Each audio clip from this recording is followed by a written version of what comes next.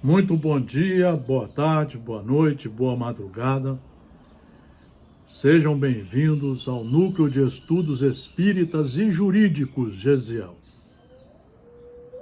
O dia que nós entendemos que as leis de Deus deram origem ao mundo jurídico, ao mundo sério jurídico que nós estamos falando, a sociedade vai começar com os ensinamentos de Deus e com os ensinamentos das leis do Estado Democrático de Direito, a sociedade vai começar a ser ordeira, civilizada, vai progredir olhando todos como irmãos,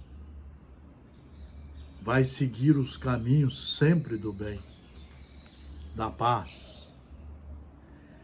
Nós, aqui no nosso núcleo, nós procuramos tirar de livros seguros, como o professor, como o bom professor e o responsável professor faz, tirar dos livros seguros a mensagem segura para os seus irmãos, amigos, alunos, aprendizes, como todos os professores, para exatamente não saírem do caminho correto, do conhecimento da verdade. Nós vamos trazer aqui agora um assunto do livro Pão Nosso, da coletânea de 16 escritas pelo espírito André Luiz, através da psicografia segura de Francisco Cândido Xavier. Não leiam isso em apostilas. Você não aprende nada. Você tem que ler livro a livro, de 1 a 4 horas por dia. André Luiz desencarnou e estava fazendo um estágio no mundo, na cidade Nosso Lar. E lá ele teve um dos bons e pedagógicos contratempos da vida espiritual. Porque tudo que nós fazemos aqui, na presente encarnação, nós levamos na nossa bagagem, sejam ações ruins ou boas, todas estarão conosco, para sempre estarmos prestando conta e nos proporcionando a galgar os passos da perfeição ou de retornar, reencarnar, para as devidas correções, as devidas retificações. Eu vou ler a lição 35, porque vale a pena. A maioria das palestras hoje querem enganar vocês. A maioria dos livros mediúnicos, de agora eu estou falando. A mediunidade, ela deve servir para orientar a pessoa de acordo com as leis divinas para o bem. E não criar situações sensacionalistas, ilusórias. Encontro singular. Guardavam-se a pretextos da excursão e recolhiam-se animais de serviço, quando a voz de alguém se fez ouvir carinhosamente ao meu lado.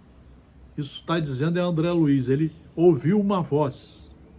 André, você aqui? Muito bem, que agradável surpresa. Quem seria essa voz?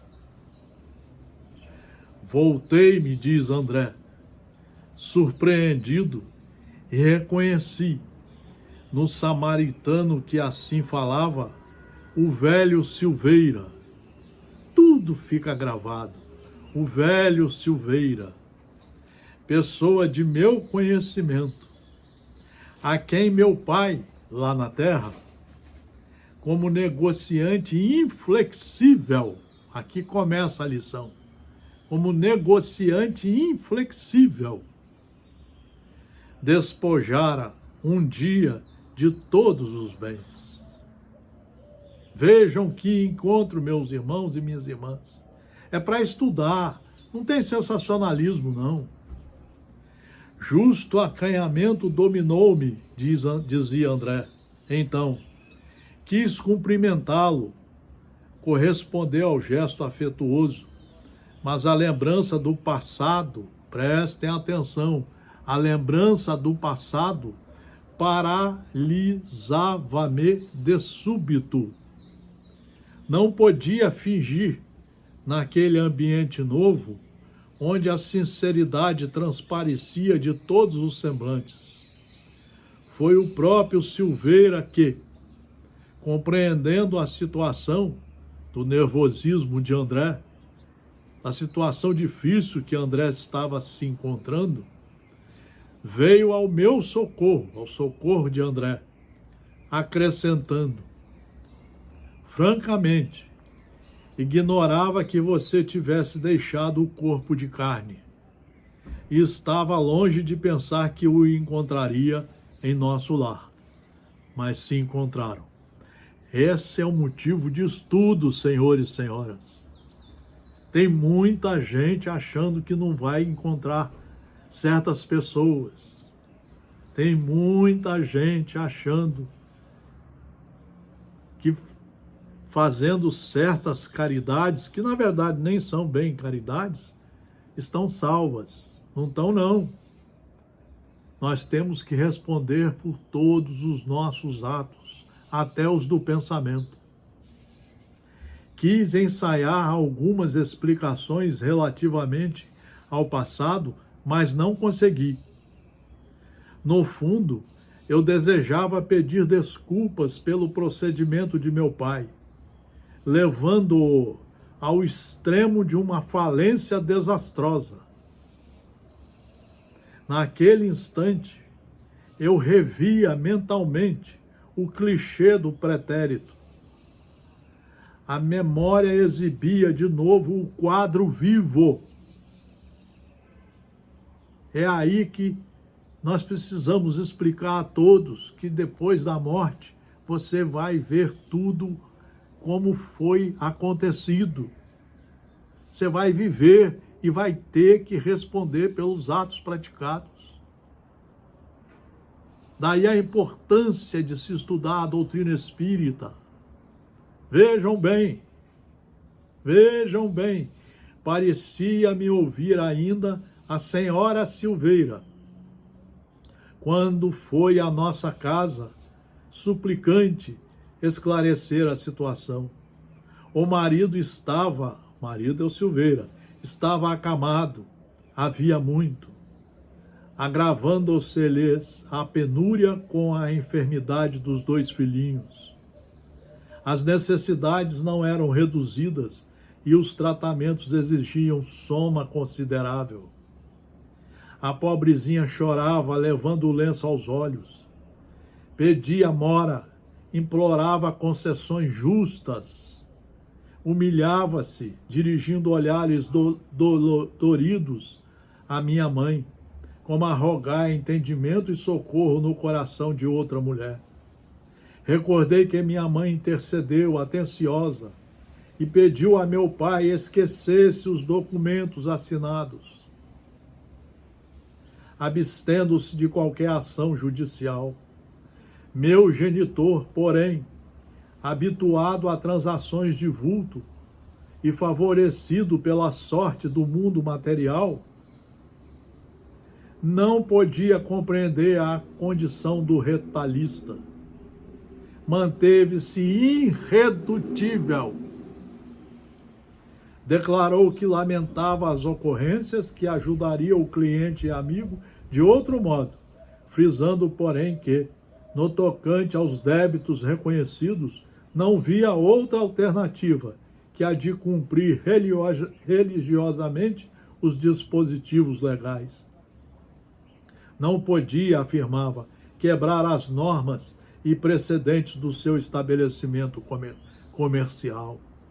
Olha as coisas do mundo material. Olha as coisas do mundo material. É isso que nós estamos esquecendo, de estudar e olhar o que estamos fazendo. Olha as coisas. E consolava a esposa aflita, comentando a situação de outros clientes que, a seu ver, se encontravam em piores condições que o Silveira. Lembrei os olhares de simpatia que minha mãe lançou à desventurada postulante, afogada em lágrimas. Meu pai guardava profunda indiferença a todas as súplicas, e quando a pobre mulher se despediu, repreendeu minha mãe austeramente.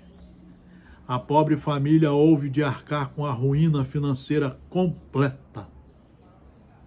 Relembrava perfeitamente o instante em que o próprio piano da senhorita Silveira foi retirado da residência para satisfazer as últimas exigências do credor implacável, seu pai.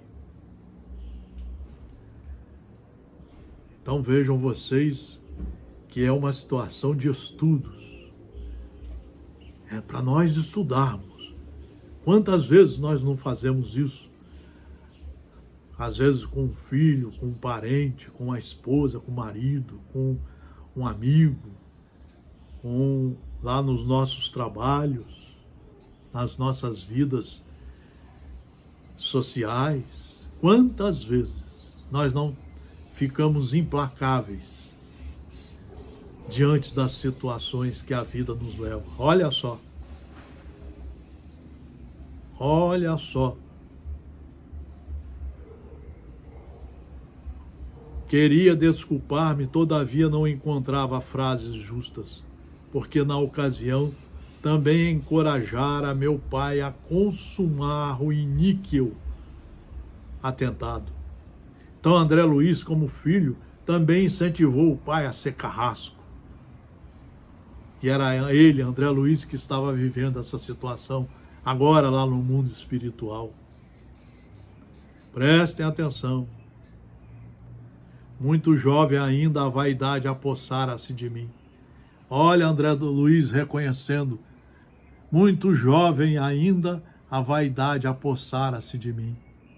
Não queria saber se outros sofriam. Não conseguia enxergar as necessidades alheias. Via apenas os direitos de minha casa, nada mais. Egoísmo, orgulho, vaidade, mitidez à besta, mitidez a ser rico, como se nós só tivéssemos aquela vida naquele momento, e os mais fortes vencem sempre.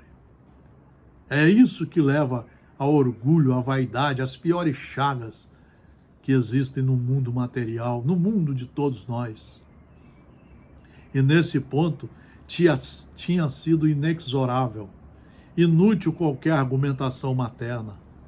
Derrotados na luta, os Silveiras haviam procurado o recanto humilde no interior, amargando o desastre financeiro em extrema penúria. Nunca mais tivera notícias daquela família, que certo nos devia odiar. Olha o que o Silveira, então, conta para ele quando ele diz, não é? Quando começam a terminar esse encontro pedagógico lá na cidade Nosso Lar. Não estranho o fato, dizia a amiga de André Luiz. Vi-me há tempos nas mesmas condições. Já tive a felicidade de encontrar por aqui o maior número das pessoas que ofendi no mundo. Sei hoje que isso é uma bênção do Senhor, que nos renova a oportunidade de restabelecer a simpatia interrompida, recompondo os elos quebrados da corrente espiritual. Aproveitou você o belo ensejo? Que dizer, indaguei a amiga de André Luiz. Desculpou-se com o Silveira? Olhe que é grande felicidade reconhecer os próprios erros. Já que você pode examinar-se a si mesmo com bastante luz de entendimento, identificando-se como antigo ofensor, não perca a oportunidade de se fazer amigo dele. É o perdão que Jesus tanto fala e a maioria esmagadora, 99% de nós, principalmente o pessoal que está na religião, não estuda o que é isso. Vá, meu caro, e abrace-o de outra maneira. Aproveite o momento, porque o Silveira é ocupadíssimo e talvez não se ofereça tão cedo outra oportunidade. Não tema insucessos. Toda vez que oferecemos raciocínio e sentimento ao bem, Jesus nos concede quanto se faça necessário ao êxito. Tome a iniciativa.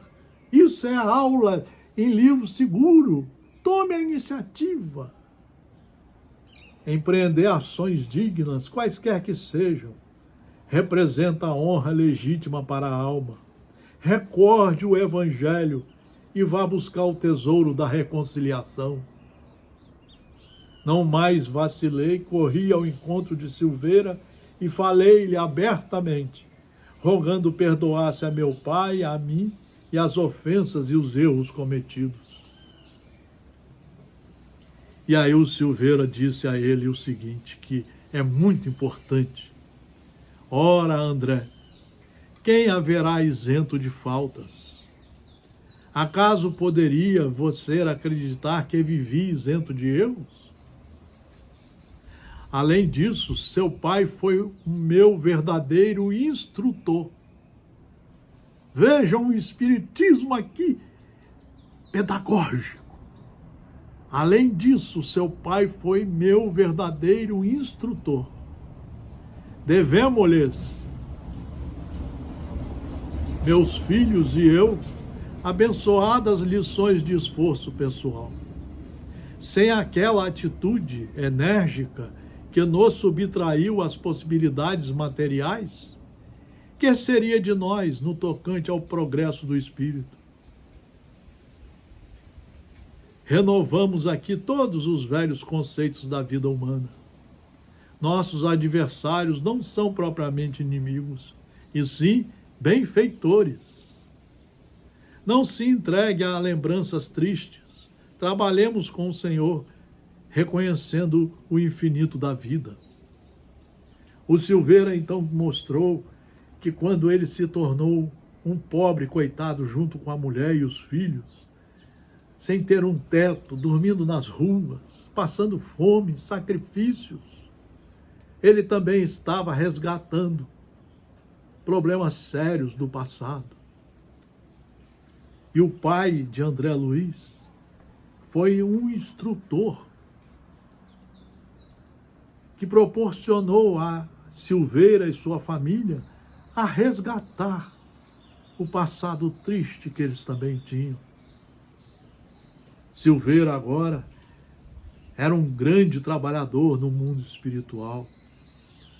Silveira agora prestava serviços relevantes na cidade Nosso Lar. Queridos amigos, nós queremos falar dessa lição para dizer que nós precisamos parar de perder tempo nessa encarnação. Nós precisamos trabalhar, claro, para manter a família, cumprir os compromissos. Mas nós estamos precisando conhecer as leis de Deus. Nós estamos precisando conhecer a Constituição da República Federativa do Brasil, a lei civil que está em vigor, o Código Civil, os estatutos, o Código Penal, a lei de trânsito, para que sejamos cumpridores de todos os ordenamentos jurídicos, porque são divinos. É Deus que comanda tudo, e é Ele que nos oferece sempre as oportunidades para nos reconciliarmos com o estudo, as oportunidades de retificarmos nossos erros, de pedir perdão, de ressarcir os danos a quem causamos tão mal,